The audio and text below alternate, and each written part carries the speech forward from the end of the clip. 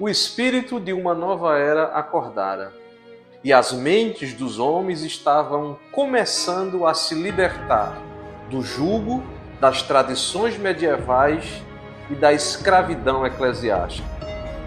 Com estas palavras, abrimos o segundo episódio da nossa série Um Grão de Mostarda, em celebração aos 150 anos da Igreja Evangélica Congregacional Pernambucana.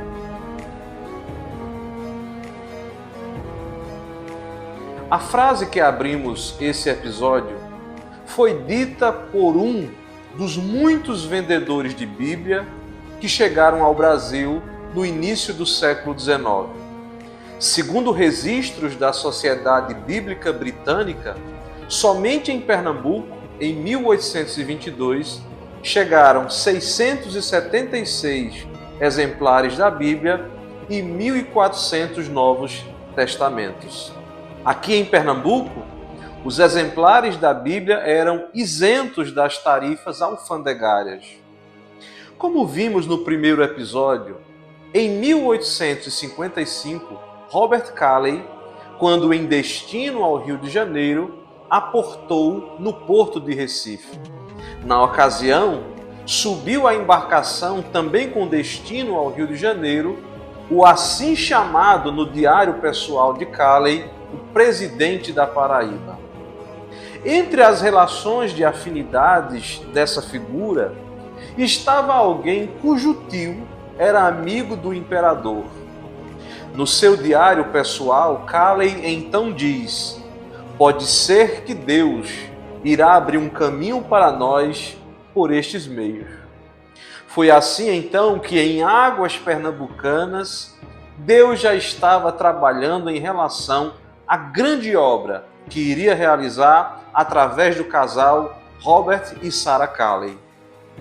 Apesar dessa divulgação de Bíblias por meio dos colportores, os vendedores de Bíblia, não havia em Pernambuco nenhum culto protestante em língua portuguesa. Os protestantes que existiam eram trabalhadores de uma firma inglesa de fundição e que por acaso construíram aqui uma das primeiras máquinas a vapor do Brasil.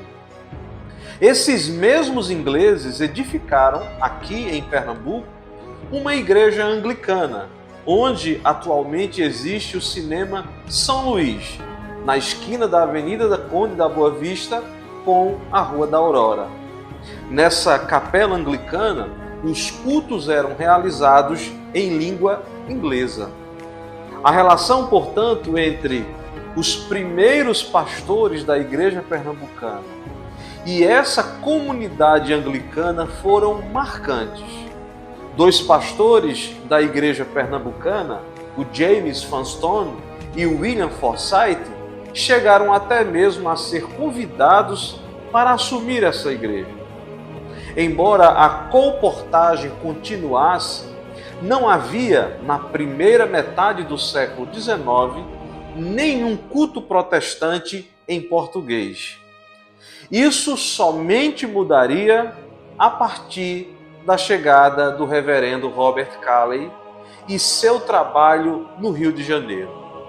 Obviamente que sobre Calley e seu trabalho evangelístico no Rio de Janeiro há muito a que se falar, mas não é o nosso propósito aqui. Importante então que se registre que em julho de 1858 a Igreja Evangélica Fluminense é então organizada. Entre as muitas atividades evangelísticas de Calley, a partir da Igreja Evangélica Fluminense, há registro de que entre eles havia colportores, os vendedores de Bíblia.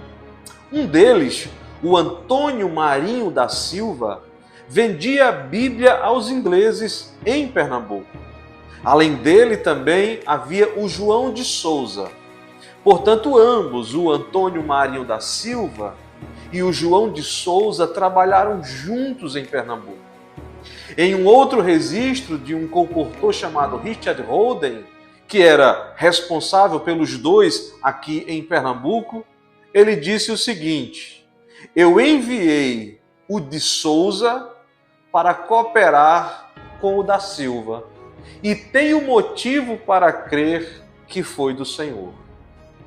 Apesar disso, não havia nenhum sinal de pessoas convertidas. Mas isso iria mudar com a chegada de outro vendedor de Bíblia, outro membro da Igreja Evangélica Fluminense, de origem portuguesa, da Ilha da Madeira, com o nome de Manuel José da Silva Viana. Sobre Viana, nós temos um registro bem importante a respeito das suas características pessoais que eram marcantes.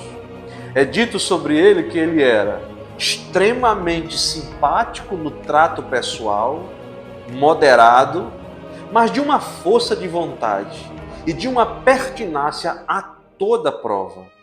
Aprendeu a ler aos 40 anos de idade para entregar-se de corpo e alma à tarefa de divulgação da palavra de Deus, lendo-a e comentando-a diante dos que lhe davam atenção.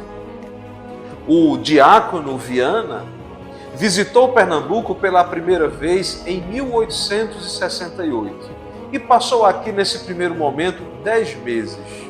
Entre algumas idas e vindas, ele acabou retornando aqui em 1871, quando então começou a discipular um pequeno grupo de crentes, próximo ao Largo do Pilar, com a residência de número 3, perto das ruínas da Igreja do Pilar e da Estação do Brum.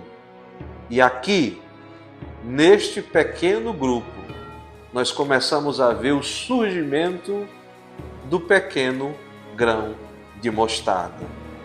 Dessa forma, nós falaremos no terceiro episódio sobre esse surgimento do pequeno grão de mostarda.